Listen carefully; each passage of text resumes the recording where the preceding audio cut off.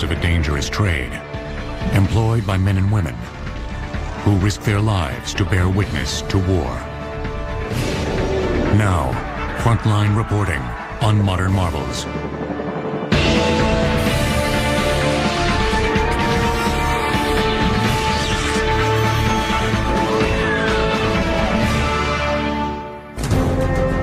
In March 2003, a military convoy rolled across the desert in Iraq, the first wave of a ground attack by the United States against the regime of Saddam Hussein. But along with soldiers and their weapons of war, the convoy carried civilian correspondents in the vanguard of another revolution. Equipped with satellite phones, video phones, and portable uplinks, these Frontline reporters could transmit the sounds and sights of war in ways never previously employed on a battlefield. Covering war, like waging war, has always depended on speed and flexibility. For the embedded reporters, equipment light and compact enough to keep pace with the troops made it possible to communicate in real time from moving battle zones.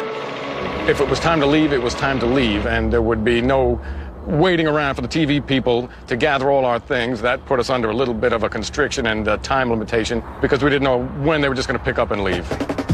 Sam Sambatero was part of a TV crew whose equipment included a portable satellite uplink, which could be set up or disassembled like an umbrella within 20 minutes for live broadcast. We were able to shoot our video, capture it onto the laptops, edit it if we needed to, and send those compressed files back on the satellites. When our colonel would decide where we were going to overnight, I would set the dish up, find the satellite, get power from the military, and away we would go. To broadcast even more quickly, TV crews also used a video phone known as the talking head. Its choppy low bandwidth signal could be transmitted by one or two satellite telephones with portable flat-screen antennas. Hello, John. We're with the 1st Battalion, 7th Marines, moving in a convoy that now is paused for the moment, but slowly making our way towards the extreme southeast suburbs of Baghdad. It wasn't as clear as a satellite image could be, but it was pretty good. And when things started to happen, it was a very live connection to the audience, and many people would remark on that. I felt like I was really there with you. If I wave my hand here, you'll see quite a bit of delay before it makes it 22,000 miles up to the satellite and back down, where it's being downlinked in France, under the ocean, and up here in New York, and it comes out here. NBC's David Bloom combined the high-quality transmission of a stationary uplink and the mobility of a video phone with the Bloom-mobile. Its mounted uplink could transmit full bandwidth video in real time, even while traveling at 60 miles an hour. David's main concern was for him to be able to come live from the battlefield in whatever vehicle he was riding in. While David was moving in a military vehicle, he was able to transmit back to us via microwave, and we were able to uplink. The Bloom-mobile's key component for transmitting video on the move was its mounted uplink, encased by a dome to control temperature and keep out debris. The uplink maintained its connection to an overhead satellite by pivoting gyroscopically atop a device known as a gimbal mount.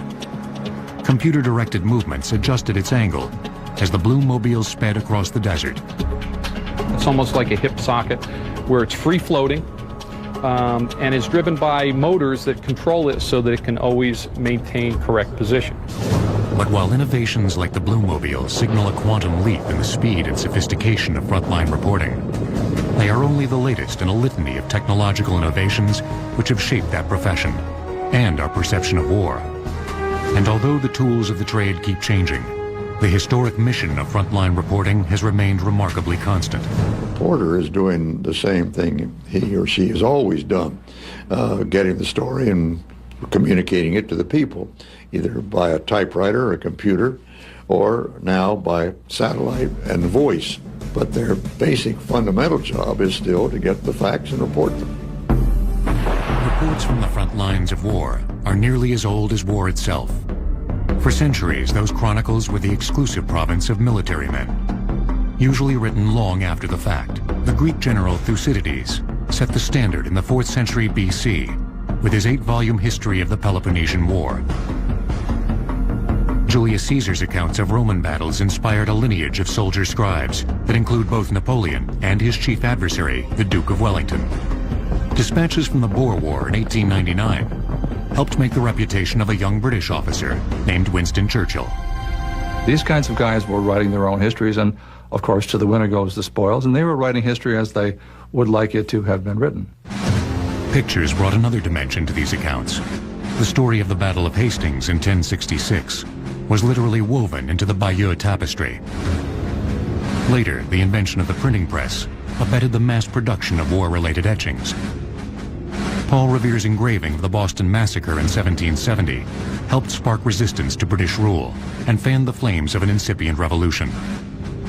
With the rise of newspapers and democracy, civilian war correspondents began to appear in the middle of the 19th century. London Times reporter William Howard Russell set the standard for those to follow. Covering the Crimean War in 1854, he revealed that British troops were poorly led and lacked rudimentary medical support. His vivid reports of military ineptitude, including the suicidal charge of the Light Brigade, caused a sensation in London, inspiring Florence Nightingale to lead a nursing service into the field, bringing down the Prime Minister, and selling newspapers by the boxload. Frontline reporting would never be the same. For the first time, there's a large contradiction and a gap between the official version of things and what somebody who was on site, someone who was there, was actually observing. And that was revolutionary. In Crimea, Russell wrote with a quill pen and sent his dispatches by horseback, train, or ship. But by the time he arrived to cover the American Civil War in 1861, the logistics of his craft had been transformed by an astonishing invention: the telegraph. A coded electrical signal could travel at nearly the speed of light, and with 50,000 miles of wire set up across the eastern states for that purpose, its primacy was undeniable. As hundreds of reporters flooded the battlefield, eager to scoop the competition, the telegraph altered the style of their work. Since speed was essential, the climax of their stories came first, the beginning of the so-called inverted pyramid style of reporting. The technology is new. A line could be cut at any moment. You could lose the transmission, and reporters are encouraged to get as much of the most important information, the punchline, if you will, in at the top as they possibly can. And that's really the beginning of the format of news that we have to this day. The telegraph also helped introduce Frontline reporting's historic counterweight: government censorship. The office of President Lincoln's Secretary of War, Edwin Stanton, manned all northern telegraph stations and examined each dispatch. Stanton also suspended newspapers and banned correspondence from the front. By 1864, he was issuing his own reports to newspapers in the form of a war diary. The government was very proactive in trying to influence. I suppose today we would call it spin, but they censored heavily. They put out a lot of releases. They tried to catalog the successes on the battlefield. Reporters preferred covering battles with easy proximity to a telegraph station, ensuring that campaigns such as those led by General Ulysses Grant, close to the nation's capital, received more coverage than those further afield, such as Sherman's march through Georgia. The reporters were joined at the front by photographers like Matthew Brady, who utilized a wagon as a portable darkroom. Since newspapers of the time lacked the ability to print photographs, Brady exhibited his in urban galleries. His cameras required exposures between 3 and 60 seconds, making action photos impossible. So Brady and others altered still scenes for dramatic effect, placing a rifle beside a corpse and dragging dead bodies to more picturesque locations. Brady is accused of taking a hand and planting it strategically so that the body or the look of the scene was gruesome enough. And to their minds, they were thinking, well, this actually reflects what happened in this battle. Newspapers also valued drama over accuracy. As one Chicago Times editor told reporters, telegraph fully all news you can get, and when there is no news, send rumors. The reporting in the Civil War era, right after the telegraph comes in, is particularly sensational. It's particularly bad. It's not a proud chapter in American journalism. And I think the reason is this feeling of experimentation with the new. For all that, the Civil War proved conclusively that war was good for business. News of a battle could quintuple a paper's circulation. So in decades to follow, newspapers sent reporters to cover conflicts in far-flung locales, while publishers such as William Randolph Hearst provided enthusiastic support. Lobbying for an American entry to the Cuban Revolution in 1897, Hearst sent illustrator Frederick Remington to Havana with these instructions: "You furnish the pictures, I'll furnish the war." Once it began, Richard Harding Davis's dramatic account of Teddy Roosevelt's charge up San Juan Hill helped fuel the future president's political career. There was a swashbuckling quality to the correspondence.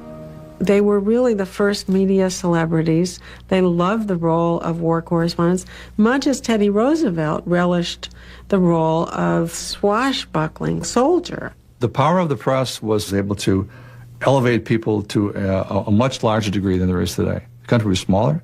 Newspapers carried much more weight. The influence was profound, and there was a political agenda in almost all circumstances. By the close of the 19th century, frontline reporting reflected both the popularity and the power of the press. In decades to come, 2 world wars and new technology would reveal the range and the limits of that power.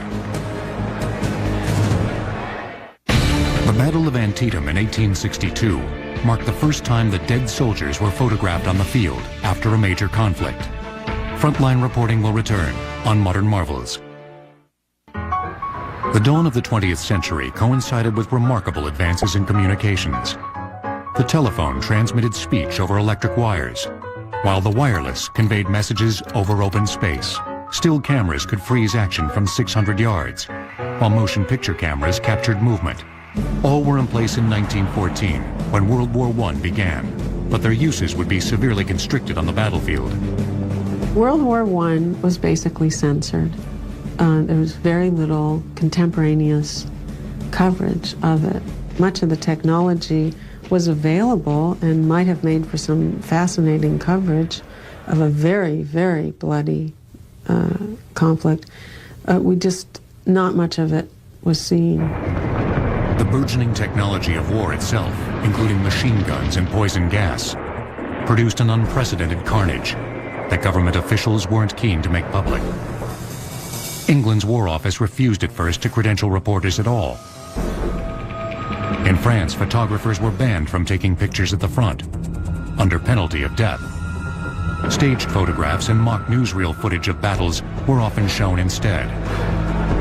But war correspondents from neutral countries, including at first the United States, had somewhat more free rein.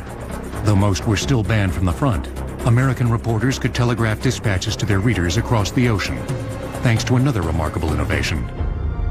The transatlantic cable made a huge difference because people obviously were able to file stories for the first time that kept the Americans abreast of what was going on thousands of miles away.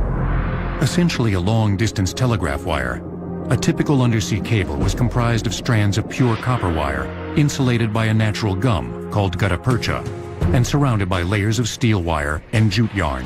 By 1914, there were 15 such cables spanning the Atlantic, at a minimum distance of about 1,900 miles. Many of them laid across a gently sloping seabed, known as the Atlantic Plateau. Since a cabled dispatch could cost hundreds of dollars, press associations were formed to share expenses. This led to a widespread dissemination of news as it hadn't really ever been accomplished before. Once America entered the war in 1917, however, U.S. officials censored heavily as well. Newspapers were required to post a $10,000 bond, which could be confiscated for critical coverage. Major events in the field were ignored. When thousands of American troops were sent from France to Russia in an unsuccessful effort to quell the Bolshevik Revolution, the news went unreported. If people are not allowed to report the war, you get whatever reporting is available, and mostly that means it's not going to be very good. The telegraph, the telephone, and the undersea cable all made point-to-point contact. But radio, whose popularity grew rapidly in the years following World War I, could send its signal to millions at once, inspiring the term broadcasting.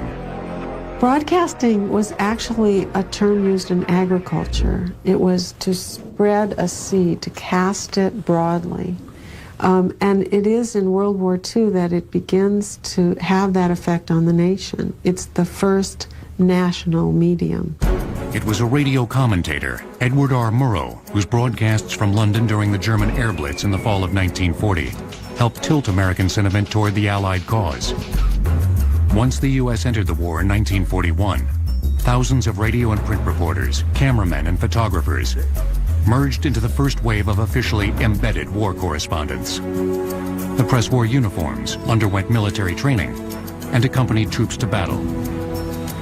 This was a war that needed to have the support at home, and because of that, reporters had much more access in a way that they didn't have before. We were treated as major grade officers. So we had the use of officers' quarters, officers' communication facilities, personal communication, and that sort of thing. As the military depended on reporters to tell its stories, reporters often depended on the military to deliver them. After typing copy from behind the front lines, they sent it to press headquarters via military courier. Other methods of delivery in Europe varied with location.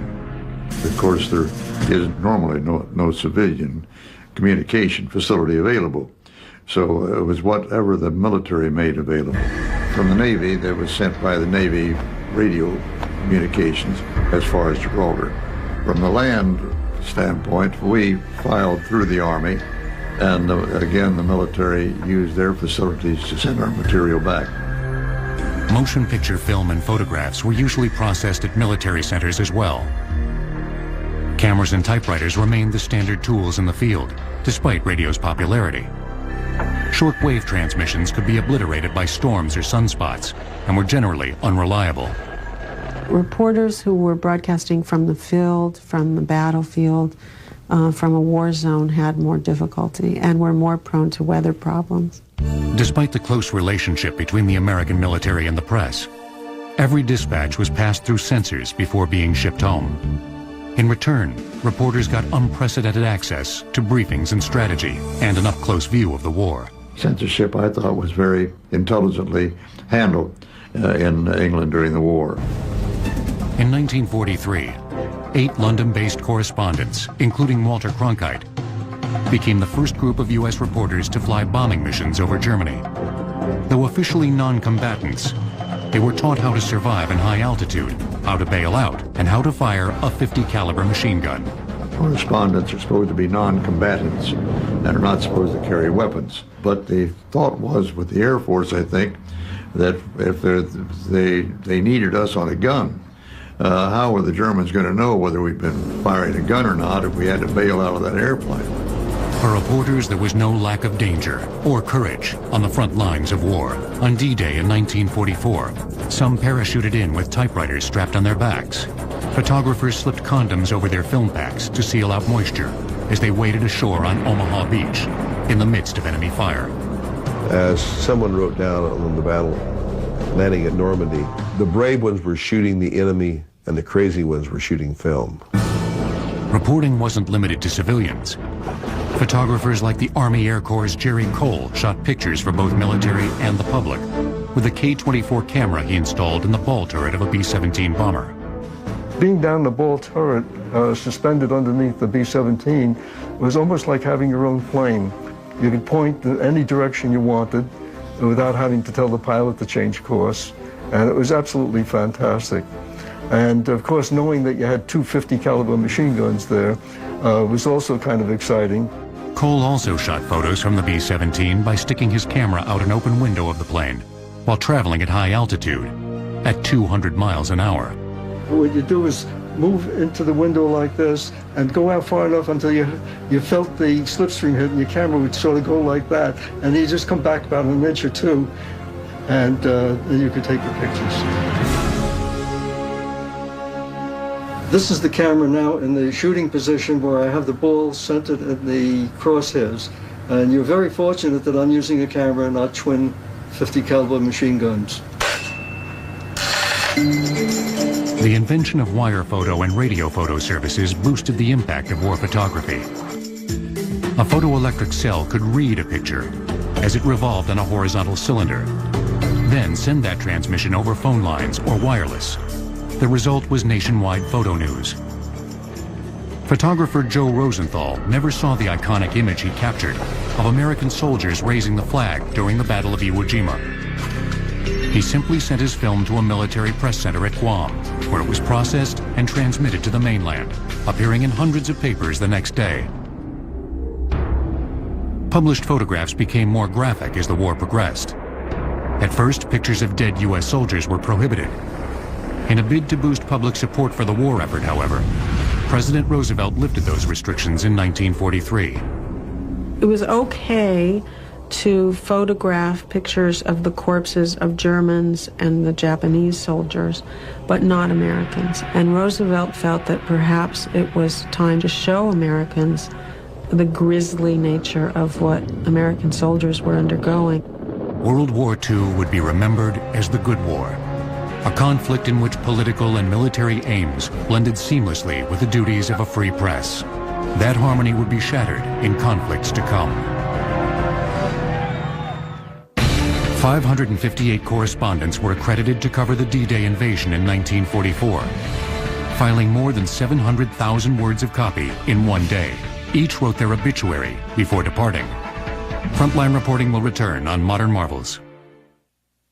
The end of World War II, the Good War, bequeathed the Cold War. That included a series of proxy conflicts backed by the United States and the Soviet Union, and covered by a new mass medium, television. Television was established in 10 million American homes by 1950, when U.S. troops went to war in Korea.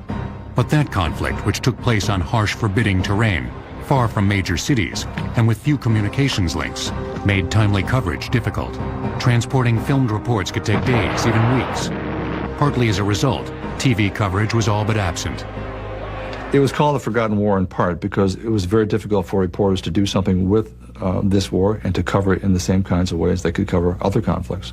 It was very hard to get there. It was hard to get copy back. And it's not clear that the public had much appetite for hearing about it. Vietnam was another story. As the U.S. military presence grew in the early 1960s, the three major TV networks opened bureaus in Saigon and expanded their nightly newscasts from 15 to 30 minutes. We did take the war to people's dinner tables. We had film almost every night of battle circumstances. We had several cameramen in the field, and there was scarcely a major action that we didn't have some film on, maybe not the first day, but within the second day. People thought they were seeing war in real time. The sense of watching war in real time was an illusion. It took between 2 to 4 days for 16mm film to be shot, flown to New York, processed, and edited for airing. A TV field crew typically consisted of a correspondent and a film cameraman and audio engineer team, literally linked by cables. The cumbersome arrangement could be dangerous when bullets began to fly. We had two umbilical cables, a short one and a long one. Short one was about 20 feet, long one was 40 feet. If you did get into a firefight, which you're bound to because otherwise you wouldn't be out there, you'd usually use the 40-footer. So if you and your sound man got separated, he was behind one tree if you're in the jungle, you were behind another. The cable would stretch, hence sound throughout. Once a battle began, the hefty mouse-eared film camera made an inviting target for enemy troops. They didn't know what TV is. They didn't know what a camera looked like. All they knew is in a sniper scope that's a weird-looking thing. I know I better shoot that guy. Military film and still cameramen covered the war in Vietnam as well, often changing reels in the midst of enemy fire. I just kind of turned my back, crouched down behind something that I knew that would be good cover, crouch down there, sit down, and take the film out, wrap it quickly into the container, and seal it up, take the new roll out, and load it into the camera, load it properly where it would work right, and all the time doing this, pay attention to what's going on around you. The cameraman or camerawoman is the most valorous of all of journalists. They've got to be out there in front where the action is, or they don't get the pictures. For camera operators, maintaining equipment in Vietnam's hot, humid climate was a chore. Wind-up motion picture cameras, which were spring-driven, were often used because battery-operated cameras couldn't survive the heat and moisture of the jungle. The rainy season required special precautions as well.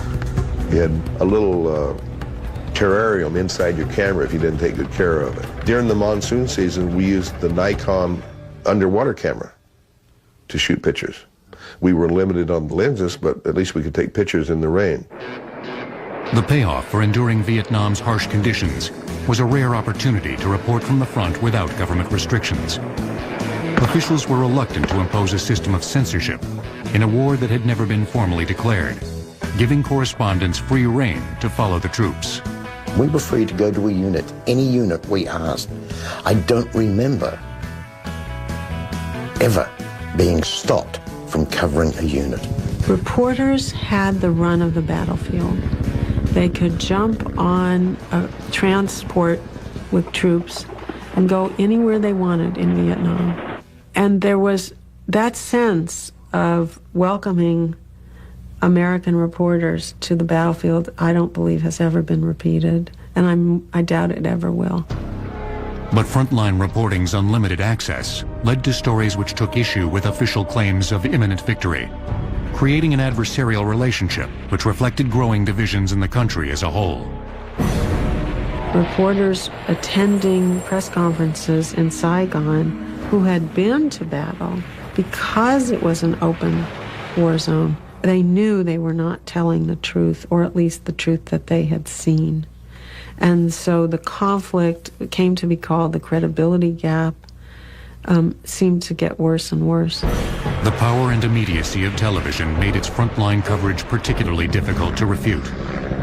This is what the war in Vietnam is all about. In 1965, a TV crew led by Morley Safer filmed a group of Marines setting a rural village ablaze.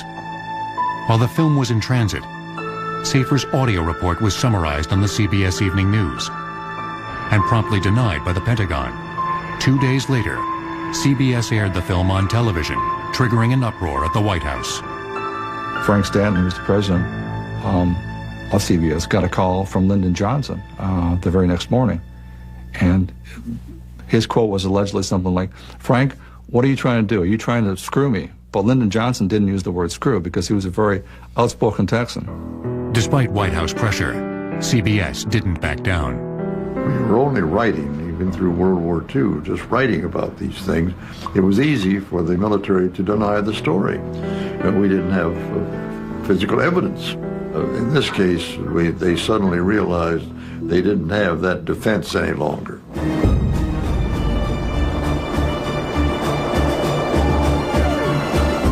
After the Tet Offensive in early 1968, CBS anchorman Walter Cronkite went to Vietnam and filed his own report, concluding that victory was nowhere in sight. We have been too often disappointed by the optimism of the American leaders, both in Vietnam and Washington, to have faith any longer in the silver linings they find in the darkest clouds. Watching the news that night, President Johnson told his aides, "If I've lost Cronkite, I've lost Middle America." 4 weeks later, he dropped a bombshell of his own. I will not accept the nomination of my party for another term as your president. Now, that was the week, apparently, he was making up his decision that he wasn't going to run again. We know that that was the same week that he was besieging the Pentagon, demanding information. How could this thing happen? When you were telling me we were winning the war, had the same question in his heart that I had in mine. As in Crimea a century before, frontline reporting of an unpopular war through a popular medium had changed the political landscape. Lyndon Johnson had enormous political problems with these kinds of eyewitness reports that tell people what's going on. The Vietnam War would continue for 7 years, but by the time U.S. forces left Saigon amid televised scenes of chaos in 1975, many in the military believed that their open-door policy toward frontline reporting had been a mistake. It was one they were determined not to repeat. 64 journalists died in the Vietnam War. Approximately 50 U.S. correspondents died during World War II. Frontline reporting will return on Modern Marvels. In the wake of Vietnam, government officials strove to exert more control over frontline reporting. When the U.S. invaded Grenada in 1983, correspondents were kept off the island for 48 hours. That was a direct result of war coverage in Vietnam. I heard it over and over and over again. Oh, we can't turn this into another Vietnam. There were many, many lessons attributed to that war. One of them, I believe, from the Pentagon was never give the press an open run again. But while officials tried to restrict war coverage, the market for that coverage was expanding, a trend underscored by the creation in 1980 of Ted Turner's 24-hour cable news channel, CNN. Ted Turner's charge to us was to go on the air with the mission of covering news wherever it broke and wherever we could cover it on the entire planet. They could be on the air faster because they were 24/7. Nobody else in those days was 24/7. No one else was real time. CNN's search for live worldwide coverage coincided with the birth of commercial satellite providers like Pan Am Sat, which launched its first satellite into orbit in 1985. Up until that point, it was all government operators because it costs so much, first of all, to put a satellite up into space, and secondly, it costs quite a bit just to have the ground infrastructures. And the first customer was CNN, Ted Turner.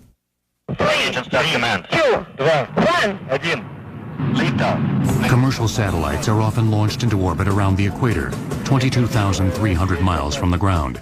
At that distance, a satellite circles the Earth at 17,500 miles per hour, keeping pace with the rotation of the Earth itself.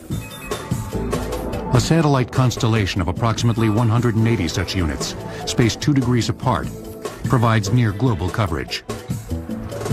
Companies like Pan Am Sat track their movements from the ground to correct positioning and monitor interference from outside signals. If you're on Earth, you can always expect that satellite to be in that same relative location. But that requires a little bit of management because the gravitational forces tend to want to pull the satellite in different directions. Since satellites receive signals which have weakened over long distance, they must amplify those signals before transmitting them back to Earth. They do that by drawing power from the sun. The one on my left here is called a spinner. It's sort of shaped like a canister, and at any given time, the sun is illuminating one side. So that power charges the batteries on the spacecraft, and that's the power source. This is an HS-601. It's a tri-axis stabilized satellite, and it has 2 solar panels that track the sun. So at all times, the full power is generated on the satellite. So it has the capacity almost twice that of the spinner model. CNN's financially risky strategy of global satellite coverage began to pay dividends in 1989 during the U.S. invasion of Panama. While credentialed reporters were still largely kept away from the fighting, CNN's round-the-clock coverage of its aftermath redefined television's role. The more we covered those stories, the higher our profile rose. Satellite television also helped create a global audience for CNN. That became evident in the buildup before the first Gulf War in 1991, when CNN convinced the Iraqi government to let it set up an exclusive 4-wire phone connection in Baghdad that could send a radio signal to a satellite uplink in Amman, Jordan. We spent roughly $14,000 a day to keep the 4-wire up.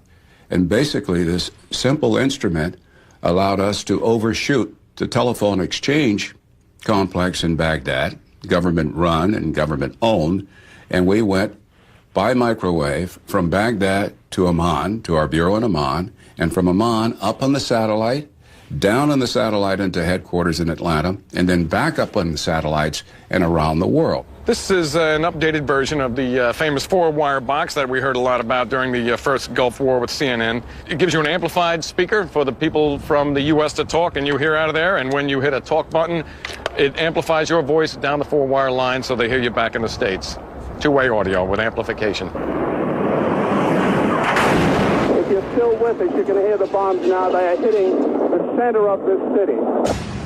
When the United States began bombing Baghdad on the night of January 17, 1991, the city's phone system shut down, leaving only the CNN team of Bernard Shaw, John Holloman, and Peter Arnett with the ability to communicate the news, thanks to the 4-wire. They also videotaped the bombing from the 9th floor of their hotel for future broadcast. Millions of citizens around the world and their leaders tuned to CNN to hear their exclusive coverage of a war unfolding around them. There's a very cool breeze blowing through the window here, and we are sweating in more ways than one. The situation, the environment, very desperate and very frightening. In war, one moment you're alive, the next moment you're dead. We were quite aware that that could happen at any time. I mean, there were people dying in buildings across the street. Alone among U.S. networks, CNN continuously broadcast video via satellite from Baghdad in the days that followed. The first television coverage of a war from behind enemy lines, and a vivid demonstration of the growing primacy of satellite reporting. There were countries that took their national programming off the air and put CNN out in English because that was the most current, important thing that was happening in the world at the time. And everyone watched CNN. That's basically the only place you could see the coverage. Through that, I think a lot of cable news organizations realized this is a major opportunity and satellites was the way to go. But for network correspondents stationed in Saudi Arabia during the Gulf War, satellites still posed logistical problems. The uplink apparatus weighed hundreds of pounds and required hours to set up, making it impractical for transport and giving rise to the phenomenon of rooftop journalism, in which correspondents were all but tethered to their posts. It would take maybe 3 hours to set all the gear up, take the pieces of the dish, put them together, lock them together, put them on a stand. Then the camera crews and reporters would have to go out into the field, gather their tape and their stories, bring it back to you, and then we would transmit it. Correspondents also chafed over government restrictions that kept most of the 1,400 accredited reporters stationed with U.S. forces from accompanying troops into the field. To help fill the gap, the networks often aired footage of airstrikes provided by the Department of Defense. One of the drawbacks of the initial Gulf War was that you saw it through the lens of a nose camera, of a bomb, or an aircraft. What you didn't see was what happened the moment that bomb or that transmission went to hash. It was not freedom to cover what you wanted. You were watched very carefully. We'd have sometimes 3 information officers out with a unit that we were with, and they watched and sat next to the person being interviewed 3 feet away. It wasn't direct censorship. It was indirect. It almost came to a constitutional violation, the way they kept us from reporting what our troops were doing in action, and by so doing denied to the American people the information which is most essential to them in making their decisions on whether this was the right thing to do or not.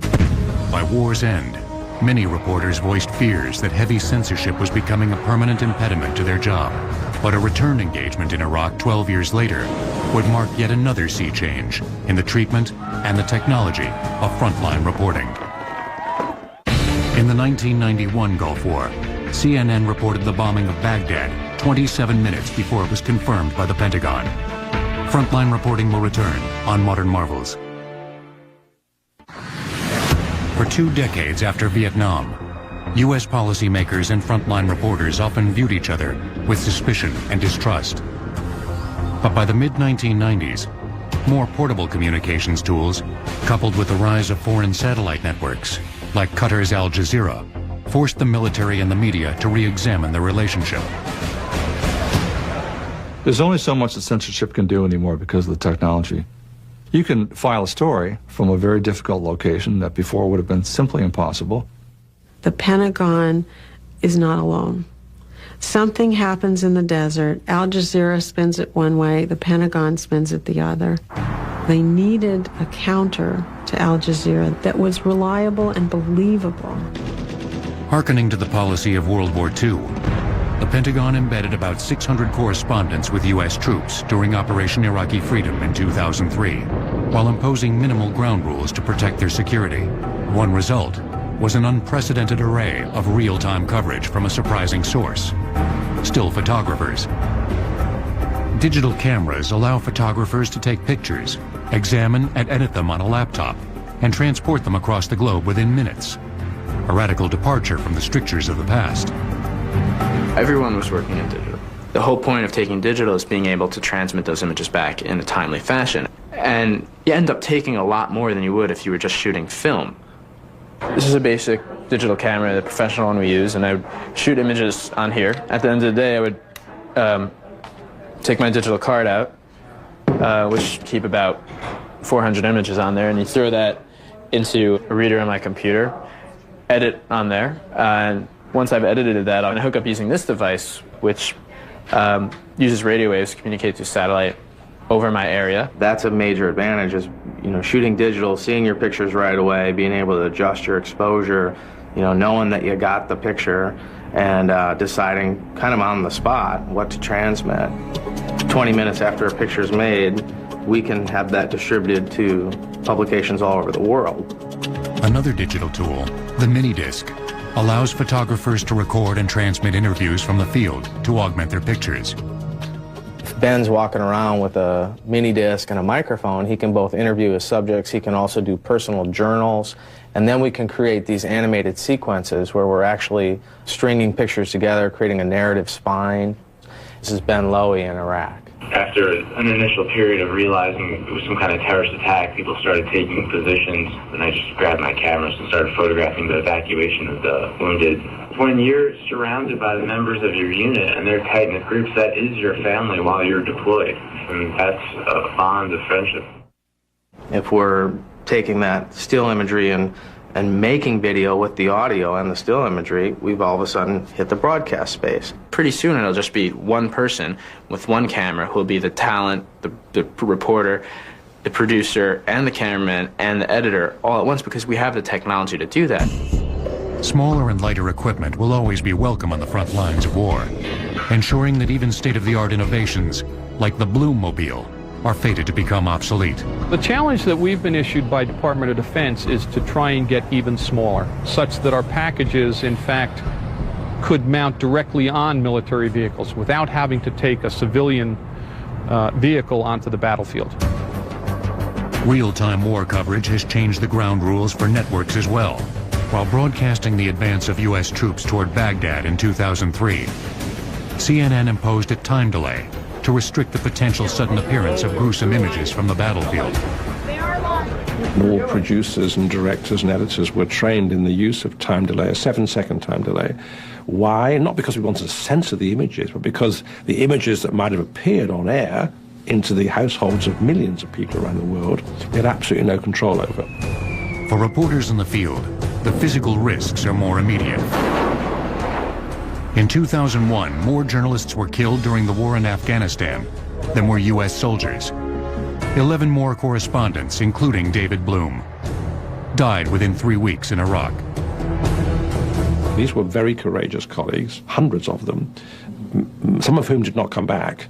And that's the ultimate sacrifice in pursuit of free speech. The misconception among many people is that war correspondents have a very glamorous job. It's not glamorous at all. It's very, very potentially deadly.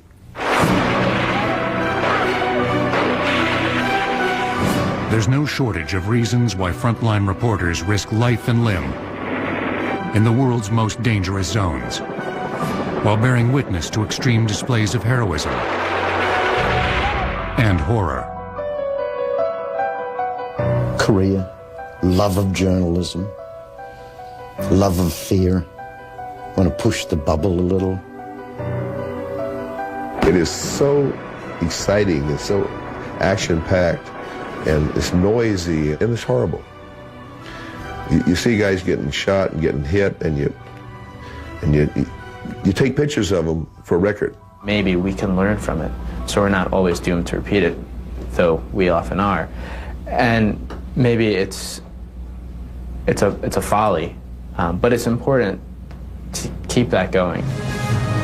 For close to 2 centuries, correspondents have grown ever more dependent on an expanding array of technological devices to deliver the news of distant battles from the front lines of war. For without those means and those media, there would often be no messages.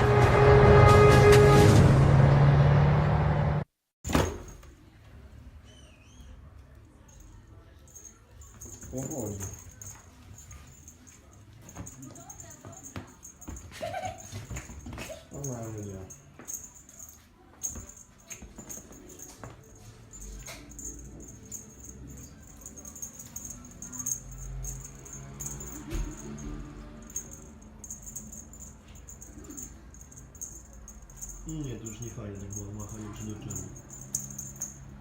Cześć, dobra.